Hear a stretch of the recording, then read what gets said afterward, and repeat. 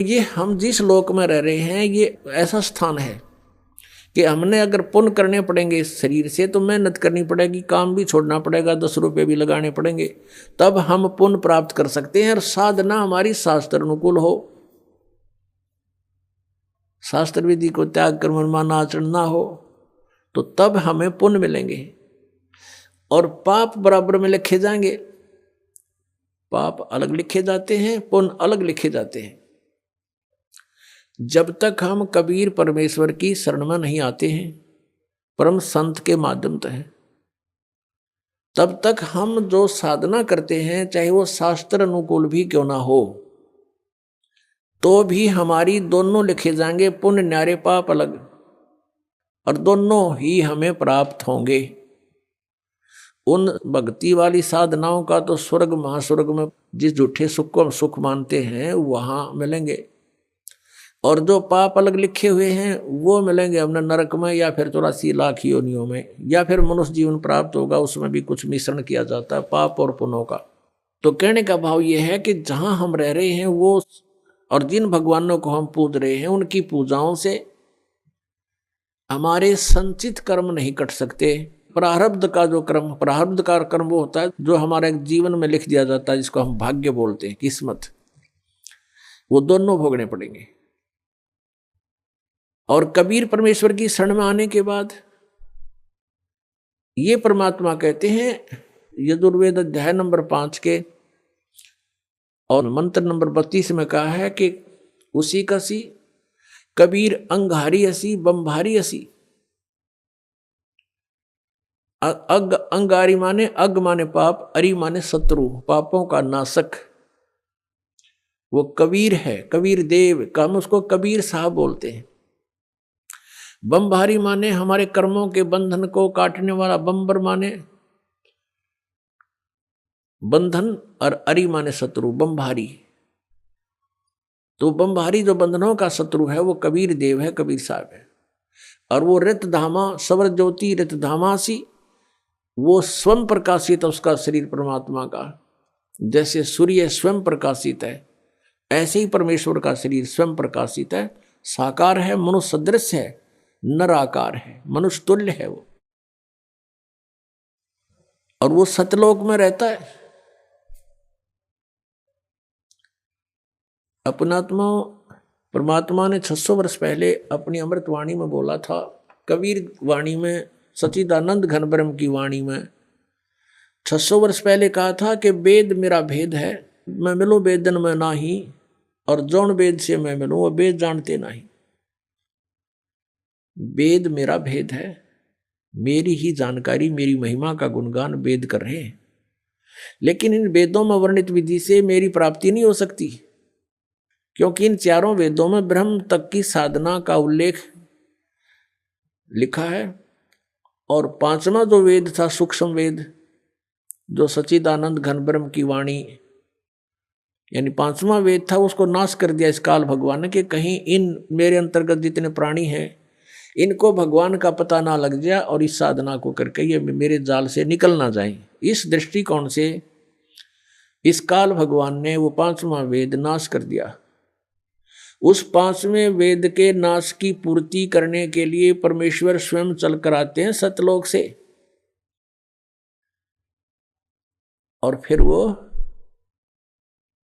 जानकारी देते हैं खुद आकर के। वो कहलाती है सच्चिदानंद घन ब्रह्म की वाणी, श्रीमद् भगवत गीता अध्याय नंबर 4 के श्लोक नंबर 32 में कहा है कि अर्जुन, जो 25 से लेकर और 31 तक जिन मंत्रों की श्लोकों में जो व्याख्या है, कोई तो योगासन करता है, कोई देवताओं की पूजा करता है, कोई तीक्ष्ण अहिंसावादी बनकर मुंह पर पट्टी बांध कर नंगे पैरां घूमता है, कोई जीव हिंसा ना हो जाए ऐसी साधनाएं करते हैं, कोई स्वाध्याय ही करता है, कोई केवल अपने श्वास उश्वास पर ध्यान देता है कि श्वास बाहर जाता है, वो श्वास अंदर आ जाता है, इस पर देखते रहो, बस यही क्रियाएं हैं, यही साधना है।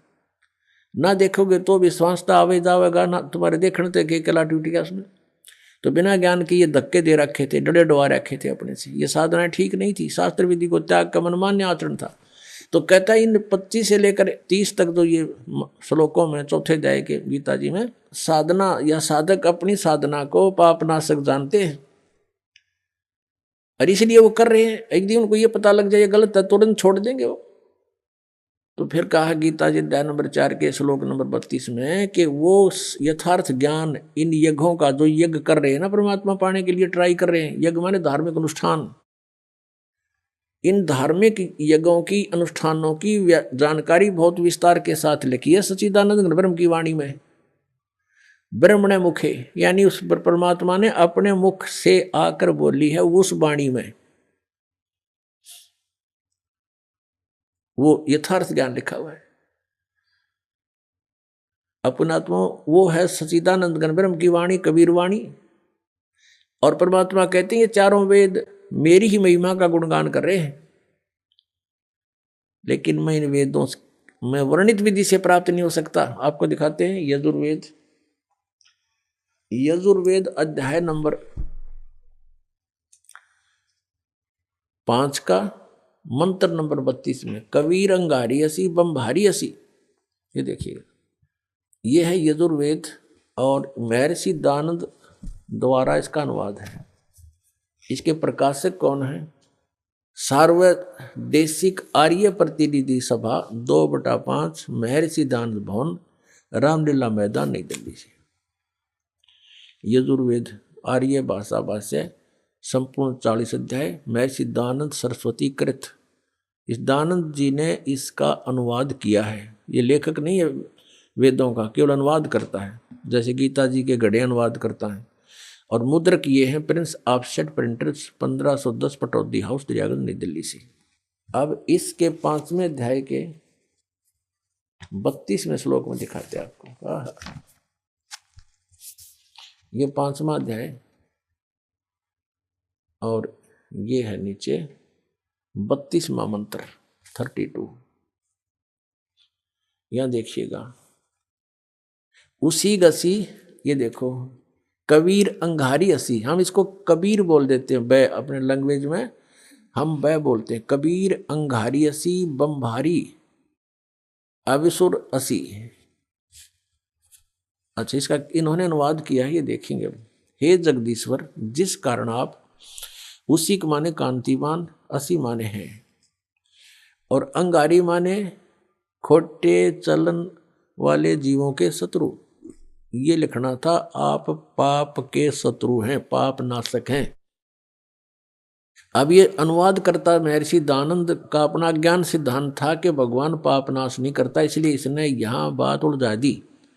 और फिर 8वें अध्याय के 13वें श्लोक में 6 बार लिख रखा भगवान पाप का नाश कर देता है, वहां इसकी बसाई नहीं। ये लिखना था वो अंग माने पाप, अरि माने शत्रु, वो पापों का शत्रु कौन है? कबीर।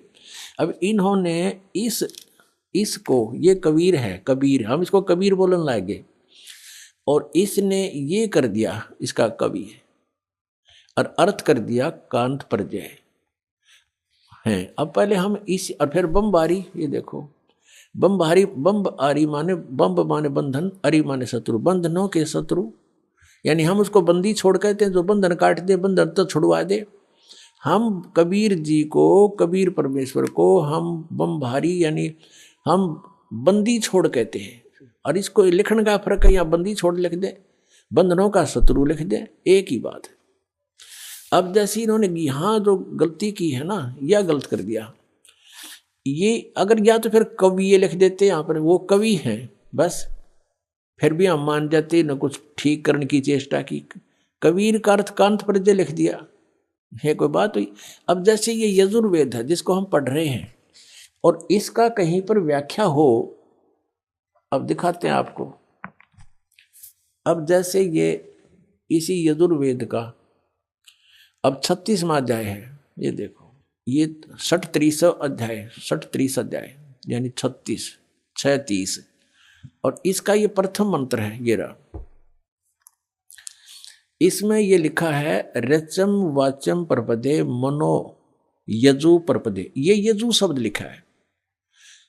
अब ये है यजुर्वेद के विषय में, और इसका कोई अर्थ कर दे वो गलत करेगा, इसका यजुर्वेद ही लिखना पड़ेगा। जैसा कि इस महर्षि ने ये ठीक किया यहाँ पर, ये है यजु, इसका यहाँ अनुवाद किया है, वहां मूल पाठ था। ये देखो, ये यजु शब्द है और इसका यजुर्वेद लिखना पड़ा, ये सही अर्थ बना यहाँ पर। यदि इस यजु का अर्थ कर देते यज्ञ स्तुतियों का संग्रह, तो के बेराव का के है संग्रह, यज्ञ स्तुतियां लिख दे इसकी, यज्ञ स्तुति, तो यजु का अर्थ यहां लिखना पड़ेगा कि वह यजुर्वेद के बारे में कहा जा रहा है। तो ठीक जहां इन्होंने कवि कर दिया उसको हमने कबीर देव कर पढ़ना पड़ेगा, कबीर देव लिखना था। देखो हम फिर आते हैं वही 5वें अध्याय के 32वें श्लोक पर। ये 32वां श्लोक यजुर्वेद का। अब यहां इसने जो कवि कर दिया, यहां लिखना था वो कबीर देव है, बस वो कबीर देव लिख देते। हम कबीर देव कहने लगे, देव को परमेश्वर, देव का अर्थ परमेश्वर होता है, तो यहां लिखना था वो कबीर देव हैं। और देखो यहां लिखा है ऋतधामासी सवर ज्योति, ऋतधामा इन्होंने खुद लिखा है, ऋतधामा माने सतधाम युक्त। हम सतधाम कहो, सतलोक कहो इसको, ये सतलोक ऋतधामा नो कारण ये फलाना, ऋतधामा माने सतलोक वाला, सतलोक का निवासी। वो कहते हैं ये फलाने गांव का है, हाँ यो फलाना वो गांव का है। तो ये ऐसे है कि वो ऋतधामा वो सतलोक में रहता है। और सवर ज्योति देख के अड़ंगा कर रखे अनुवाद का, अंतरिक्ष को प्रकाश करने वाला। सवर ज्योति स्वयं प्रकाशित, वो स्वयं प्रकाशित है, परमात्मा है, वो ऋत सतलोक में रहता है। कबीर उसका नाम है और वो ही अंगारी है, पापों का शत्रु है, बंधनों का शत्रु है, यानी बंदी छोड़ है वो कबीर अंगारी असी। ये कबीर, हम इसको कबीर बोलते हैं कबीर। हम लक्षण भी कबीर लागे, पड्डी की मात्रा भी लिख दें। अब परमात्मा ने कहा वेद मेरा भेद है, मैं वेदन में नाही, और जौन वेद से मैं मिलूं वो वेद जानते नहीं। ये देखिएगा ऋग्वेद भाषा भाष्य द्वितीय भाग, ये कहाँ से प्रकाशित है? प्रकाशक हैं पंडिता राकेश रानी, प्रधान कार्यालय वेद मंदिर महात्मा वेद भिक्षु सेवाश्रम लेखराम नगर अब्राहमपुर मुखमेलपुर दिल्ली दूरभाष इतना है। और नीचे लिखा दान संस्थान नई दिल्ली का प्रकाशन। और इसका यहाँ अनुवाद करता है ये 9-10 मंडल हैं ये। महात्मा वेद भिक्षु भारतेंद्र नाथ दान संस्थान करोल बाग नई दिल्ली। इसके 10वें सूक्त के 10वें मंडल के और सूक्त नंबर 49 में दिखाते हैं आपको। ये देखिएगा ऋग्वेद मंडल नंबर 10 और सूक्त 49 इसका ये पहला ही मंत्र है। 49 सूक्त का ये पहला मंत्र है। इसमें लिखा है कि मैं स्तुति करने वाले को, यानी पूर्ण परमात्मा अपनी महिमा वेदों में लिख रहे हैं। और इसका अर्थ है कि अहम दा ग्रहणते पूर्वम स्वहम ब्रह्म करणम। अब पूर्ण परमात्मा कहता है ब्रह्म की उत्पत्ति मैंने ही की। अब यहां देखो इनका अनुवाद देखें, मैं स्तुति करने वाले को सनातन निवास योग्य लोक, सनातन ऐश्वर्य निवास योग्य लोक मोक्ष तथा ज्ञान प्रदान करता हूं। मोक्ष भी प्रदान करता हूं और निवास योग्य सनातन लोक, सनातन ऐश्वर्य जहां जाने के बाद फिर कभी आपका सुख नाश नहीं होगा, वो प्रदान करता हूं। अहम ब्रह्म, ये देखो स्पष्ट, ये भी पढ़ना पड़ेगा, हमने नहीं तो ये गड़बड़ कर रहे हैं। अहम ब्रह्म करणवम, मैं वेद को उत्पन्न करता हूँ। ब्रह्म का अर्थ वेद कर दिया इन्होंने, तरह गजब। मैं ब्रह्म को उत्पन्न करता हूँ। पूर्ण परमात्मा कबीर देव जी सतपुरुष ने ब्रह्म की उत्पत्ति की थी। फिर मूल संस्कृत पढ़ो, अहम माने मैं, ब्रह्म माने ब्रह्म को, करणो उत्पन्न करता हूँ, मैं ब्रह्म को उत्पन्न करता हूँ। ठीक है, इन्होंने जहाँ थोड़ी बहुत गलती करी है अनुवाद में, उसको हम शुद्ध कर लेंगे अपने ज्ञान से। और यह वेद मेरी ही महिमा की वृद्धि करता है। ये वेद मेरी ही महिमा करता है, चारों वेद मेरी ही महिमा गा रहे हैं। यज्ञ दान सत्संग करने वाले को ओए होए सन्मार्ग में आदेश करने वाला मैं ही हूँ। करे करावे साईं मन में लहर उठा और दादू सिरदर जीव के आप बगल हो जा। कहता सब ये दान पुण्य सत्संग पुण्यात्मा जो मेरे से जुड़ गए हैं उनको मैं ही लाता हूँ। यहाँ पर मैं ही सन्मार्ग का आदेश करने वाला मैं ही हूँ। मैं सकल युद्ध में न देने वाले कुसंगी यज्ञशील जनों को ही हराता हूँ। हराता है यानी हराता हूँ, यानी कहने का भाव यह है कि ये मैंने तो ब्रह्म की उत्पत्ति की है और जो मेरी सतभक्ति करते हैं, मेरी सतुति करते हैं, उनको सनातन लोक, सनातन माने शाश्वत स्थान प्राप्त कराता हूँ। और वहाँ से जब हम चले गए तो ऐश्वर्य आप पर रहेगा, वहाँ सारे ठाठ मृत्यु नहीं, कभी कोई बुढ़ापा नहीं, किसी चीज़ का भाव नहीं, निवास योग्य लोक मोक्ष तथा ज्ञान प्रदान करता हूँ। और मैं अहम ब्रह्म कर्णम मैं वेद को उत्पन्न करता हूँ, या वेद नहीं, यहाँ ब्रह्म को उत्पन्न करता हूँ। और मह्यम वर्धनम महिमम, और ये जो वेद है वो मेरी महिमा गा रहे हैं, क्योंकि ब्रह्म ने फिर वेदों का ज्ञान आगे दिया। अब कहने का तात्पर्य ये है कि हम जिन सदग्रंथों को सही मानते थे, सच मानते थे और मानते हैं, उनको हम समझ नहीं सके। जब पूर्ण परमात्मा कबीर जी ने, उस दानक कबीर ने, जुलाहे कबीर ने, काशी में आए हुए भगवान परम अक्षर ब्रह्म ने अपनी प्यारी आत्मा धर्मदास जी को अपना सतलोक दिखा लिया, सचखंड दिखाया, वहाँ सब सतिथि से परिचित करवाया, तब वो वापस आया, उसके शरीर में वापस प्रवेश कर दिया आत्मा को। तब उसने जागृत होकर के कहा कि हे परमात्मा, हम तो इन श्री राम, श्री कृष्ण, ब्रह्मा विष्णु महेश जी को ही सुप्रीम पावर मानते थे। हे मालिक, फिर ये तो वेद और जितने भी पुराण हैं ये सब झूठी हैं, इनमें इनके बारे में बताया गया जरो अमर है, सर्वशक्तिमान है, सर्वेश्वर है। परमेश्वर ने कहा वेद कतेब झूठे नहीं भाई, और झूठे हैं जो समझे ना ही। झूठे तो वो हैं जो इनको समझ नहीं सके। वेद पढ़ने पर भेद न जाने, बाँचे पुराण 18, और फिर भी वेद पढ़े और उसका समझ नहीं सकते, इस करके अज्ञान साधनाएं शुरू करवा रखी हैं। और जड़ को अंधा पत्ते खुआवे, भूल गया सिरजनहारा। भगवान पर तुलसी के पत्ते चढ़ावे, फल फूल चढ़ावे मूर्ति के ऊपर, कहते हो सिरजनहार को भूल गए तुम। तो इन वेदों में परमेश्वर की महिमा है। ये भी धीरे धीरे आपके समक्ष यथार्थ अनुवाद आओगा। पहले तो आप जी को ये जो ना दृढ़ करना चाहता है ये दास, कि आप जी ये समझें कि जो भी दास बोल रहा है वो सारी सच्ची है। उसके बाद ये दास इन वेदों का जितना आवश्यक है उनका अनुवाद करेगा। और पहले आपको इसलिए इन्हीं के अनुवादित वो दिखाए जा रहे हैं मंत्रों के अनुवाद, के ताकि कोई आपको भ्रमित ना कर दे कि न्यू कह कि रामपाल ने संस्कृत ना आती। और ये महर्षि दानंद के अनुयायी आचार्य ये संस्कृत के गाता थे। महर्षि भी दानंद भी विद्वान पुरुष था, संस्कृत का गाता था।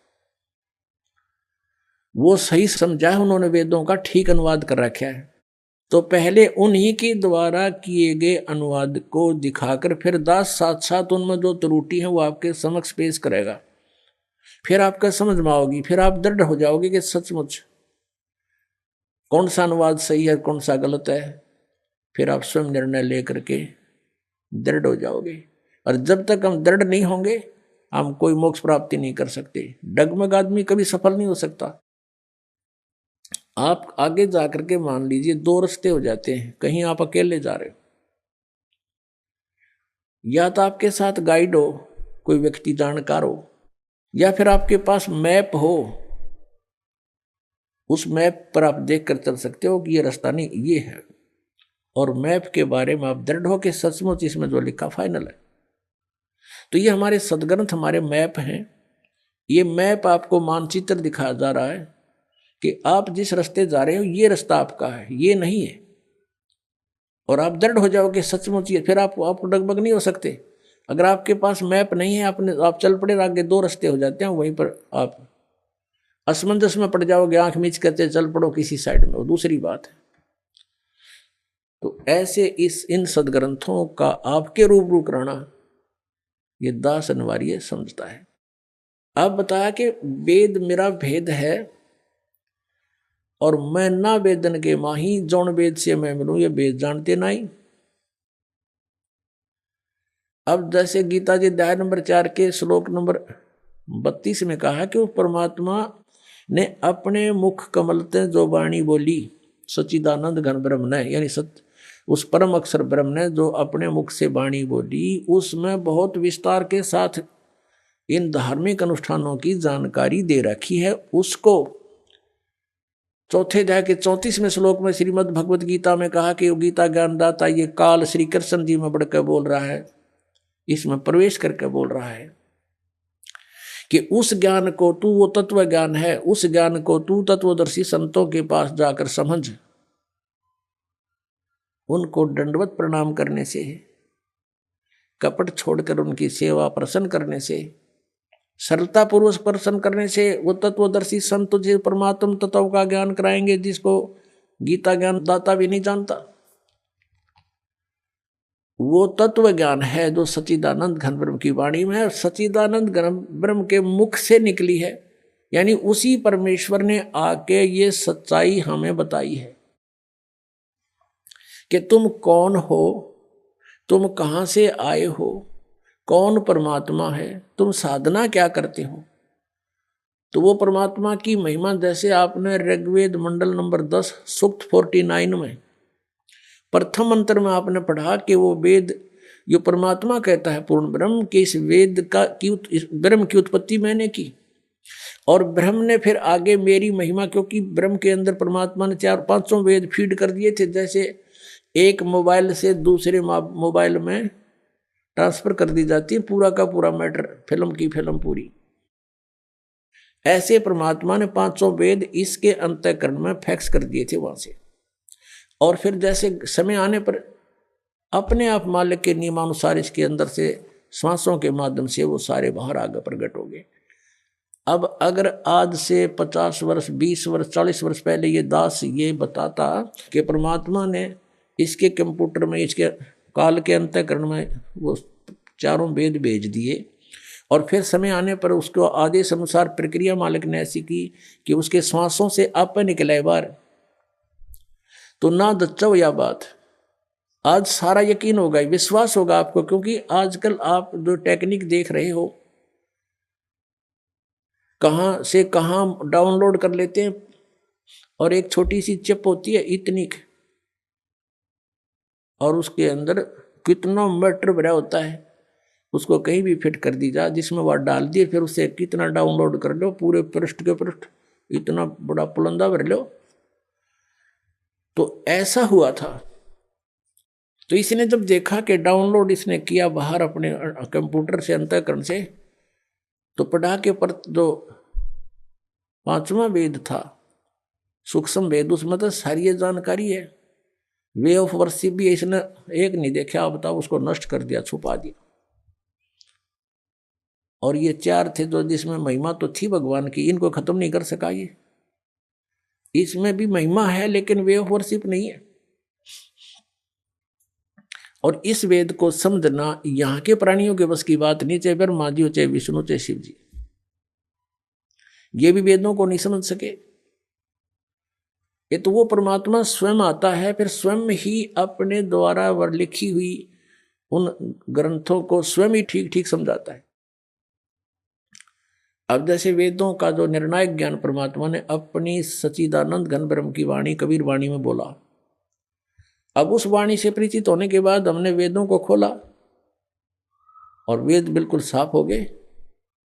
क्योंकि ये आध्यात्मिक ज्ञान है, इसको संस्कृत भाषा के जानने वाले नहीं खोल सकते। इसका अनुवाद नहीं कर सकते। जैसे किसी ने हिंदी सीख ली, फॉरेनर ने, अच्छा हिंदी में चाहे कुछ भी बन गया और शास्त्री बन गया, और उसने रामायण का ज्ञान नहीं, रामायण की सटोरी का ज्ञान नहीं, और उसको कोई कहे के लिए आप इन तुलसीदास के चौपाइयों का अनुवाद कर दो, अड़ंगा करेगा वो, बेसिक विद्वान बना हुआ है। तो ऐसे ही इन विद्वानों ने, संस्कृत भाषा के विद्वानों ने, विद्वान तो होता जो सर्वज्ञ हो, सर्वज्ञ केवल कबीर परमेश्वर है, और सब भाषाओं का, सब अध्यात्म ज्ञान से सबका जानकार था वो, और उनको अविद्वान कहते थे, ये नकली विद्वान। अब संस्कृत भाषा के जानने से विद्वान नहीं होता, एक भाषा के जान लेने से विद्वान नहीं होता, उसका ठीक है, उसको वो भाषा आती है, उसका मास्टर है, बस। अब तत्व ज्ञान को नहीं समझ सके, जिस कारण से उन्होंने इनके अर्थों का अनर्थ कर दिया। अब वो परमात्मा स्वयं वहां से चलकर आते हैं, अपने द्वारा रची हुई सृष्टि को वही ठीक ठीक बताते हैं, और यथार्थ ज्ञान वही आकर देते हैं, वो ज्ञान समझाते हैं, मनुष्य की तरह चलकर आते हैं। अपनात्मा इस काल भगवान ने इन अज्ञानी ऋषि महर्षियों मंडलेश्वरों गुरुओं ब्राह्मणों द्वारा, ब्राह्मण का अर्थ या कोई जाति से नहीं है, ये समझना चाहिए, क्योंकि हम वेदिक ज्ञान सुनते नहीं। ब्राह्मण का अर्थ जो गुरु पद पर होता है वो ब्राह्मण है, यानी जो ज्ञान देता है परमात्मा के बारे में, जिसको जानकार मानते हैं। ब्राह्मण सोए जो ब्रह्म पहचाने, ब्राह्मण उसको कहते हैं जिसने भगवान को जान लिया है, लेकिन वो ना जान रहे थे, ब्राह्मण को वहां थे, ऋषि महर्षि थे नहीं, महर्षि को वहां थे। आज उनको महर्षि कहना पड़ता है, लेकिन वो महर्षि के योग नहीं है, उनको ब्राह्मण कहना पड़ता है, लेकिन ब्राह्मण के योग नहीं थे। जैसे मेरे गुरुदेव थे, वो ब्राह्मण थे इस जाति के हिसाब से। हरियाणा में गांव पैंतावास, दादरी के पास बड़ा पैंतावास और जिला भिवानी, उस बड़े पैंतावास के गांव के रहने वाले ब्राह्मण जाति हैं, लेकिन वो अपने आप को ब्राह्मण नहीं कहते थे, वो संत रामदेवानंद कहते थे, वो संत थे। और मेरे जो दादा गुरुजी थे, गुरुजी के गुरुजी, वो छावला गांव है दिल्ली में, नजफगढ़ से आगे गुड़गांव की तरफ जाते हैं, छावला ऑन रोड पड़ता है। वो छावला गांव के जाट थे, किसान, और वो काशी विद्यापीठ से 4 विषय के आचार्य बन गए। वो पंडित चिदानंद कहलाते थे, वो ब्राह्मण कहलाते थे।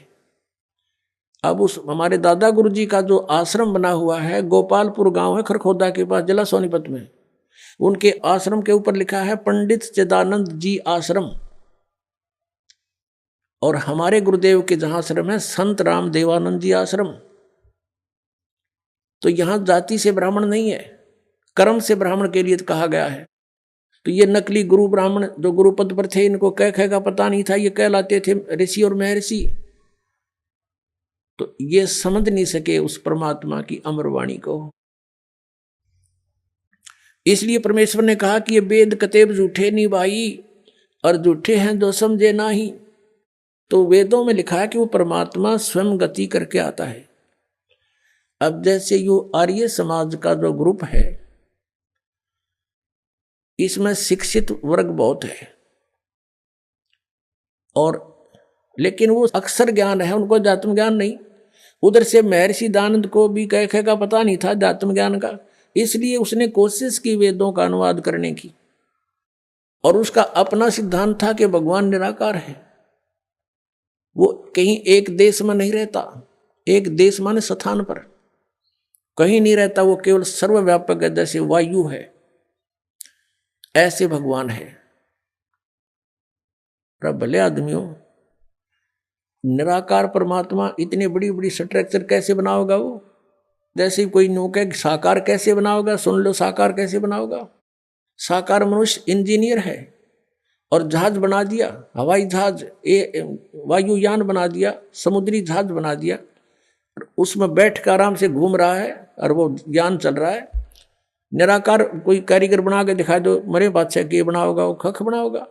तो ऐसे परमात्मा मनुष्य सदृश है, उनकी वो अमित औजा है, उसकी शक्ति का कोई वार पार नहीं है।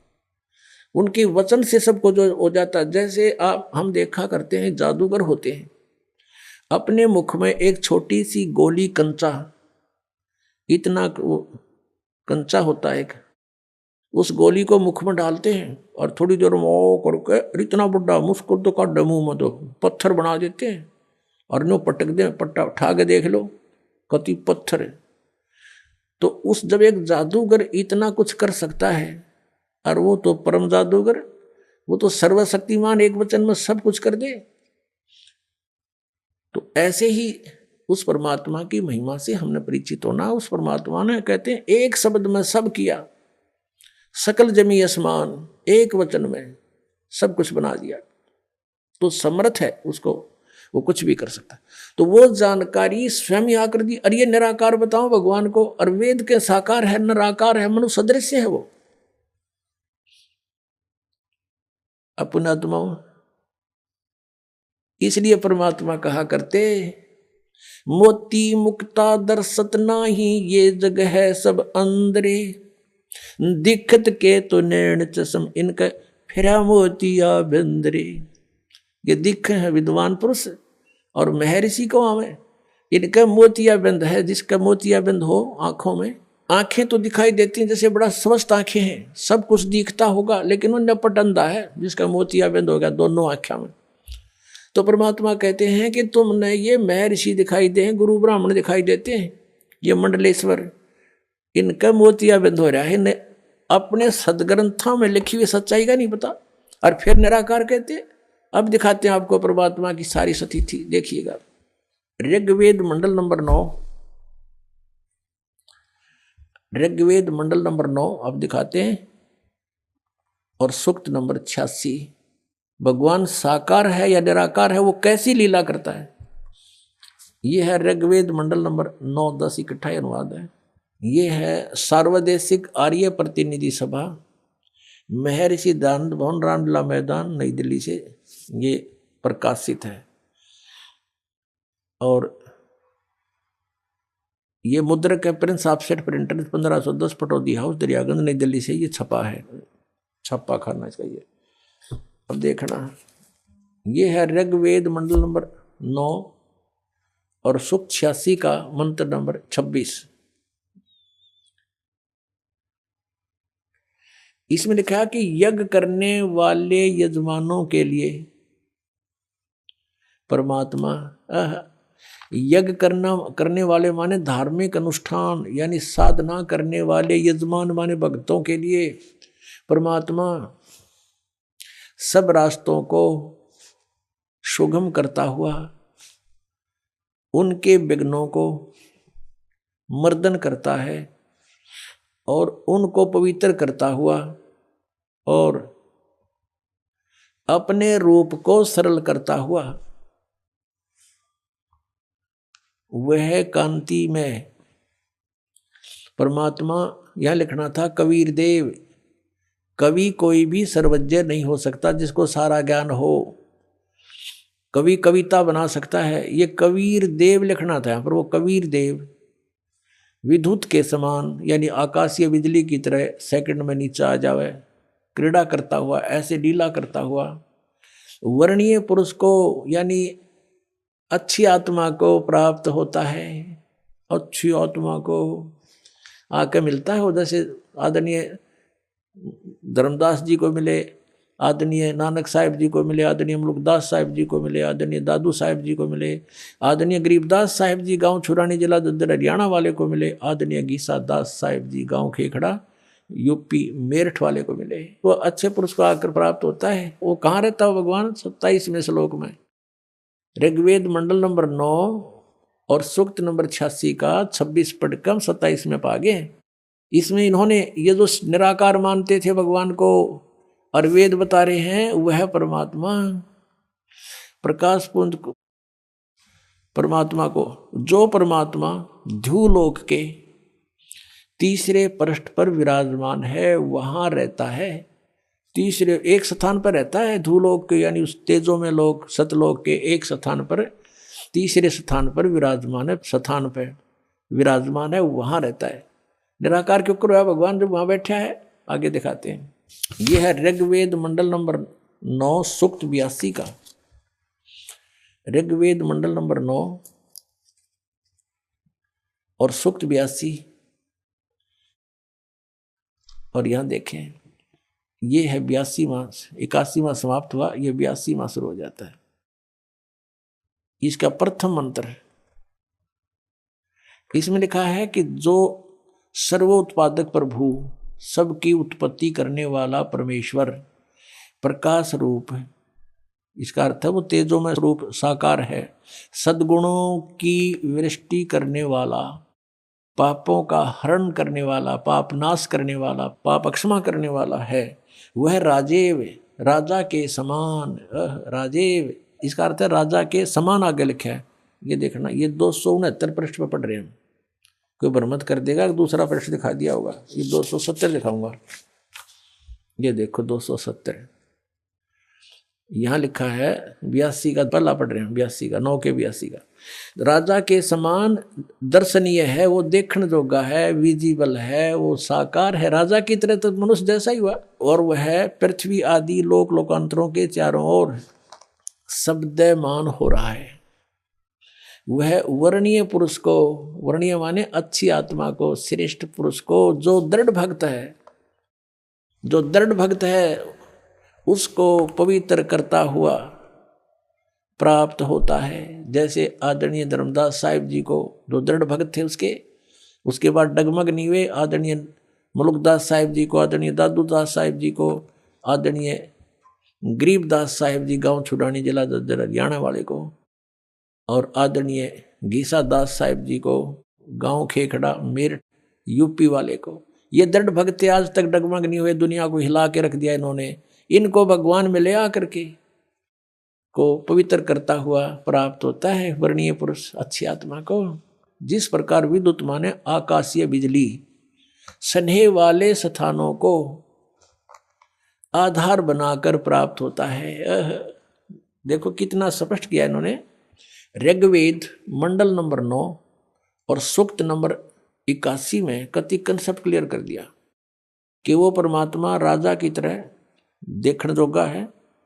राजा का अर्थ है कि वो शक्तिशाली होता है, मनुष्य सदृश ही है, राजा के समान है और साकार है, देखने जोगा है। और वो अच्छी आत्मा को वहां से चलकर आकर मिलता है ये, और जो दृढ़ भक्त होते हैं उनको मिलता है, अन्य को नहीं। जैसे आकाश की बिजली, आकाशीय बिजली गिरती है, वो किसी वस्तु पर गिरती है जहां उसका विशेष अट्रैक्शन बनता है। पुराने समय में जब कांसी धातु के बेले थाली हुआ करते प्रांत, और उनको अगर वर्षा के दिनों में कहीं बाहर वो पड़े रह जाते तो हमारे बुजुर्ग दादी माता कहा करते थे कि कांसी के बर्तन पर बिजली गिर जाती है, जब उसका संयोग होता है ऊपर से गिरने का, तो वहाँ अवश्य उसी को तुरंत वहीं आकर के अट्रैक्ट होती है, उस कारण उस खिंची आती है, उसी पर गिरती है। उसको उठवाकर अंदर रखवा दिया करते थे। तो कहने का भाव ये है कि परमात्मा उस बिजली की तरह, जैसे वो अपने विशेष जिस पर वो आकर्षण होता वहीं गिरती है, ऐसी स्थिति से परमात्मा उन दृढ़ भक्तों को आकर मिलता है जो मिलन जोगे हों, जिनको वो उनसे आकर्षित होता है, ताकि ये मेरी आगे बढ़ा सके, इस ज्ञान को, काल के जाल को हटा सके, मेरे प्यारी आत्माओं तक ये संदेश पहुंचा सके। और उनका क्या कर ले, आंखें देखें, जब भी ना मानो न भगवान मिलेगा, उन तक काला मिलेगा जहां ये रह रहे हैं। अब 9वें मंडल सूक्त 82 का मंत्र 1 पढ़ लिया, अब 2 दिखाते हैं, देखिएगा। ऋग्वेद मंडल नंबर 9 सूक्त 82 का हमने ये पढ़ लिया, अब 2 पढ़ते हैं। वो परमात्मा किस उद्देश्य से आता है? हे परमात्मन, उपदेश करने की इच्छा से आप महापुरुषों को प्राप्त होते हो, अच्छी आत्माओं को, महान आत्माओं को प्राप्त होते हो, और आप अत्यंत गतिशील पदार्थ के समान हमारे आध्यात्मिक यज्ञों को प्राप्त होते हो। यानी अत्यंत गतिशील पदार्थ के समान यानी जैसे बिजली चलती है, बिजली जैसी गति से आप और उपदेश करने के लिए आते हो यहाँ पर, सच्चा ज्ञान देने के लिए। आप कबीर देव हैं, आप कबीर देव, यह लिखना था, सर्वज्ञ लिख दिया, आप यहाँ लिखना था आप कबीर देव हैं। हम उसको कबीर साहब कहते हैं, आप कबीर साहब हैं, शुद्ध स्वरूप है। अब जैसे ये अभी आपको दिखा था, जहाँ यजु लिखा हो तो यजुर्वेद लिखना पड़ेगा वहाँ पर, वो इन्होंने किया भी है। महर्षि दानंद ने यजुर्वेद के 36वें अध्याय के प्रथम मंत्र में यजु का अर्थ यजुर्वेद किया है, तो यहाँ लिखना था वो कबीर देव है, वो शुद्ध स्वरूप है। हमारे पापों को हे दूर करके, हे सोम, हे अमर परमात्मा हमको सुख दे। पुण्यात्मा, वेद पढ़े पर भेद न जाने, ये बात पुराण 18।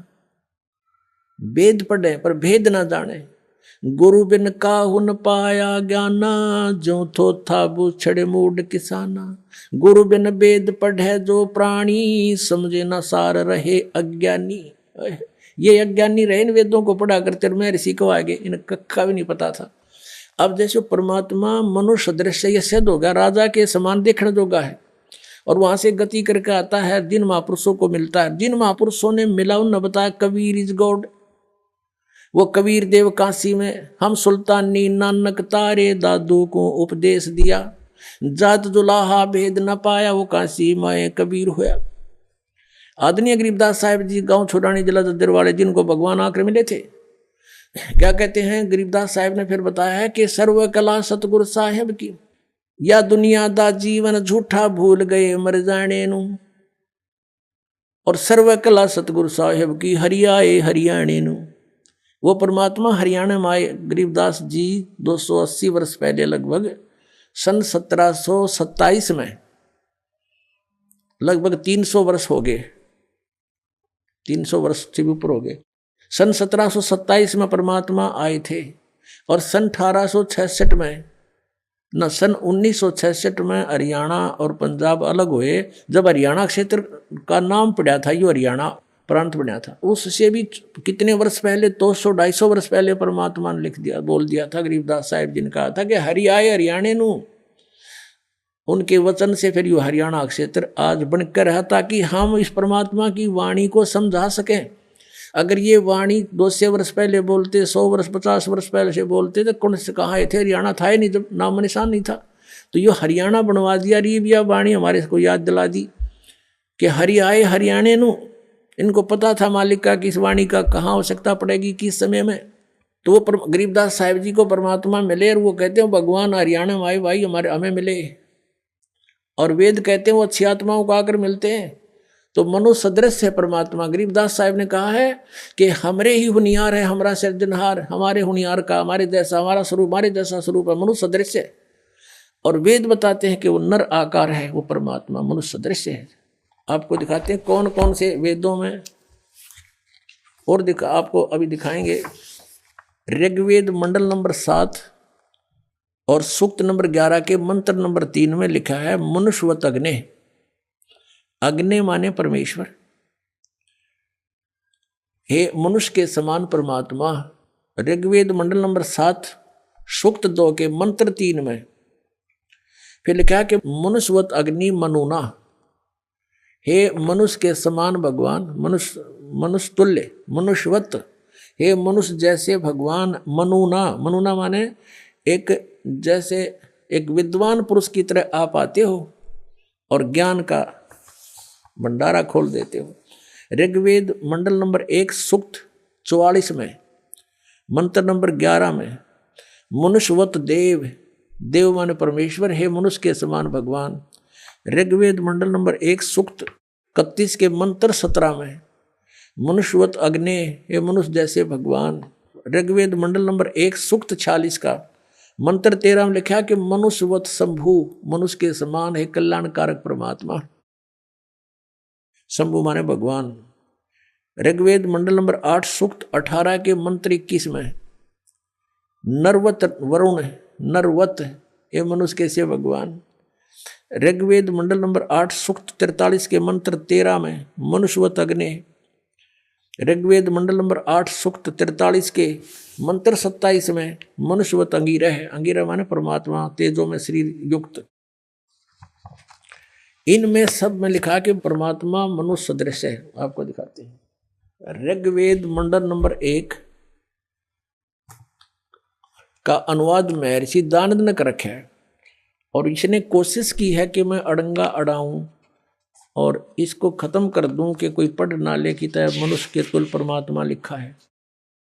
पहले इसी का दिखाते हैं। ऋग्वेद मंडल नंबर 1 सूक्त नंबर 31 के मंत्र 17 में ये देखिएगा। ये प्रथम मंडल है, महर्षि दानंद जी का अनुवाद है। इसमें प्रकाशक है सार्वदेशिक आर्य प्रतिनिधि सभा 3/5 महर्षि दान भवन रामना मैदान नई दिल्ली से।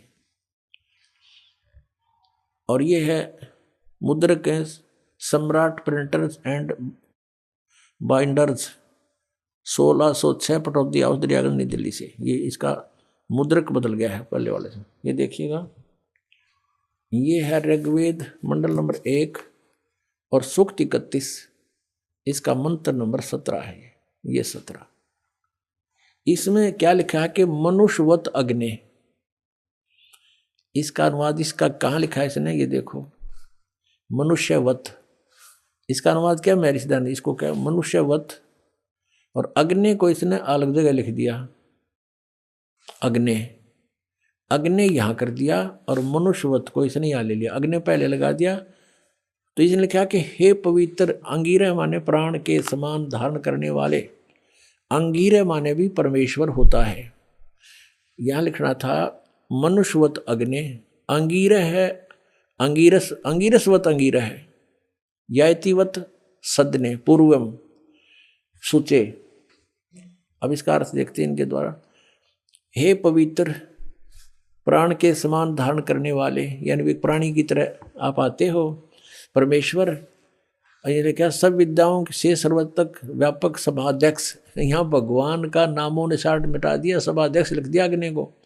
आगे देखो, आप मनुष्यों के मनुष्यवत, मनुष्यों के आने जाने के समान। ये लिखना था मनुष्य के समान, मनुष्यवत, मनुष्य के समान। आम आदमी पढ़ सके इसने। मनुष्य के समान हर वाह शरीर, वाह का क्या अर्थ होता है अनुवाद करते समय? या वाह का अर्थ होता है या के अर्थ कंटिन्यू होना चाहिए इसका अर्थ। शरीर व्यापक प्राण वायु के सदृश राज्य क्रम व्यापक पुरुष के तुल। अंगिर से माने आप एक साधारण मनुष्य की तरह, या ययातिवत, जैसे पुरुष यज्ञ के साथ कर्मों को सिद्ध करते कराते हैं, उस उत्तम प्रतिष्ठा वाले विद्वान विद्या देने वाले हैं। इसका कोई सर पैर नहीं, कहीं पर भी देख लो अनुवाद का। इसका अर्थ है आप एक साधारण मनुष्य की तरह आते हो और जैसे एक जन साधारण अपने हाथों से कार्यक्रम करके अपने कर्म काम करके उस तरह आप आते हो। और पूर्ववत है परमात्मा, पहले की तरह आप फिर से आइए। आप ज्ञान देते हो हमें, आप फिर से यहाँ आइए अपने आत्माओं। अब ये सच्चाई आपके सामने आएगी तो फिर आपको हैरान रह जाओगे कि भगवान बता। इसे भी मैं ऋषि व्याघ्रजन ज्ञान को समझाने उसका अड़ंगा कर दिया। ये देखो इसकी और कलाबाजी दिखाऊं मैं ऋषि दानंद की, कैसे भट्ठा बैठा रखा अनुवादों का। ये देखो ऋग्वेद मंडल नंबर 1 सूक्त 44 का ये महर्षि दानंद का अनुवाद है। और मंत्र नंबर 11, इसमें क्या लिखा है? मनुष्यवत देव, मनुष्यवत देव, मनुष्यवत देव, ये इसने लिखा है। अब देव, इस देखो ये एक सेंटेंस है, पूरा एक मंत्र है। अब इस मनुष्यवत देव को साथ अनुवाद में लेना चाहिए। इसने क्या लिया है? सबसे पहले यहाँ लिया देव और मनुष्यवत लिया लास्ट में। देख अड़ंगा करने का किसा बढ़िया तरीका है इसका। हे देव, दिव, हे दिव विद्या संपन्न अग्नि माने भौतिक अग्नि के सदृश उत्तम पदार्थों को संपादन करने वाले मेधावी विद्वान हम लोग। एक अर्थ है अग्नि माने सीधा लिख देता है परमात्मा। इन्हें 20 जगह लिख रखा है। इसी ऋग्वेद मंडल नंबर 9 के और सूक्त नंबर 96 में दिखाऊं इसने कितनी बार लिख रखा है अग्नि माने परमेश्वर, अग्नि माने परमेश्वर। ये देखो, क्योंकि वहाँ भगवान के साकार का जिक्र ना था, मनुष्यवत नहीं था इनमें। ऋग्वेद मंडल नंबर 1 सूक्त 96 का मंत्र एक से इन 9 मंत्र हैं इसमें, और 9 में तो 8 में अग्नि है। अग्नि माने तो इन सब में परमेश्वर लिखा, अग्नि माने परमेश्वर हुआ भौतिक अग्नि, परमेश्वर लिखा प्रथम मंत्र में। ऋग्वेद मंडल नंबर 1 सूक्त 96 का दयानंद का अनुवाद है। मंत्र नंबर 1 में अग्नि शब्द था, वहां पर अग्नि माने परमेश्वर, और दूसरे में ये देखो, दूसरे में अग्नि शब्द है परमेश्वर को। अब तीसरे में 1 के 96 का ये तीसरा मंत्र, इसमें अग्नि माने जगदीश्वर लिख दिया। अब चौथे का अग्नि माने जगदीश्वर, और 5वें में ये वही चल रहा है ऋग्वेद मंडल नंबर 1 सूक्त 96 का, और ये 5 में अग्नि माने परमेश्वर को।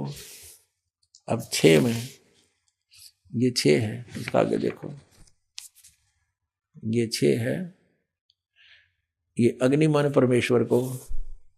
यहाँ 7 में अग्नि माने परमेश्वर को। 8 में अग्नि शब्द नहीं है। 9 में फिर देखो, 9 में ये वही है, कहते ने सोचा और कितने दिखा दिया है। ये जो 96 तो यहाँ 97 शुरू हो गया यहाँ से, इसलिए इस पृष्ठ पर 97 लिख दिया, नहीं यह 96 है। 1 के 96 का लगातार हम अब 9वां मंत्र देख रहे। अग्नि माने अग्नि माने परमेश्वर, समस्त मंगल प्रकट करने वाले परमेश्वर, अग्नि माने परमेश्वर। अब यहाँ इसका बिजली गिर गई, अग्नि माने परमेश्वर लिख दिया तो साकार सिद्ध हो गया, मनुष्य जैसा लिखे रखा है। ऋग्वेद मंडल नंबर 1 सूक्त 44 पे, 44 के मंत्र नंबर 11 में ये लिख रहा है मनुष्यवत देव, देव माने परमेश्वर लिखना था। हे परमेश्वर आप मनुष्यवत, मनुष्य जैसे हो, मनुष्य के समान हो, ये लिखना था। अब ये इसने यहाँ लिखा देव, इसका जो टांग पाट दी, यहाँ से वहाँ ले गया और इसको यहाँ ले आया। कोई बात हुई? जब एक कोई दोहा है, श्लोक है, उसके इसी सेंटेंस का इसी से अनुवाद होगा। यहाँ का यहाँ नहीं हो सकता, यहाँ बीच यहाँ का नहीं हो सकता, इसको वहाँ इसको यहाँ नहीं हो सकता। ये बिल्कुल अज्ञान किया है। ये मनुष्यवत तो यहाँ लिख दिया, हे सभापति लिख दिया, मेधावी, हाँ, ये भौतिक अग्नि लिख दिया, अग्नि का